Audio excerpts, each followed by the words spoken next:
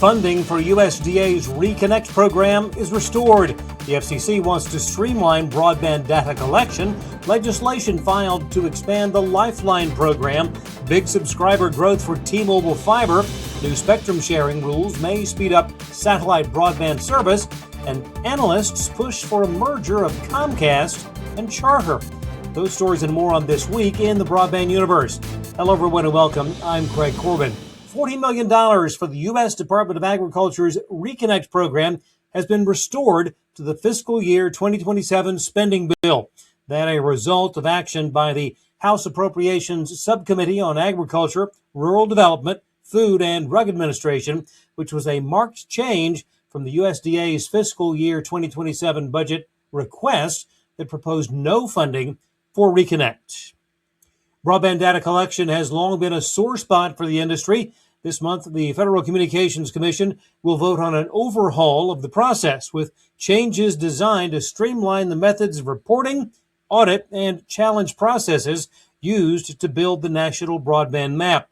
Automation of the verification process, just one of the proposed updates. Legislation to expand the Lifeline low-income federal subsidy program has been introduced in both houses of Congress. The Promoting Access to Broadband Act is sponsored by Illinois Representative Robin Kelly and Illinois Senator Dick Durbin. The legislation would require the Federal Communications Commission to create a competitive program to increase participation in the Lifeline program. First quarter numbers from T-Mobile Fiber revealing 500,000 new broadband subscribers. And that was just part of a busy news week for the Bellevue, Washington-based company, as it also announced a business internet service in combination with SpaceX's Starlink satellites called Super Broadband. The service will combine T-Mobile's 5G network with the Starlink satellite constellation to provide two independent connectivity pathways. According to T-Mobile, the service reaches every zip code in the country and comes with a 99.99% uptime guarantee. T-Mobile now approaching 10 million broadband subscribers nationwide. Also announced this week by T-Mobile, a pair of new fiber joint ventures. The first 50-50 venture, along with Oak Hill Capital, where they will acquire and combine GoNet Speed and Greenlight networks. The second, a separate deal with Wren House to acquire i3 Broadband. Verizon also looking to expand with a focus on fiber broadband versus fixed wireless access. The company just passed the 6 million FWA subscriber count. Verizon plans to expand its fiber footprint to more than 32 million fiber passings by year's end, with a medium-term goal of 40 to 50 million. Along with gains from the Frontier acquisition, Verizon added 127,000 fiber subs during Q1.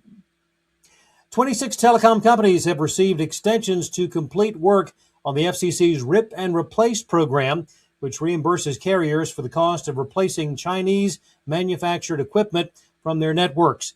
The original deadline of May the 8th was pushed out due to permitting delays, supply chain disruptions, along with other extenuating circumstances.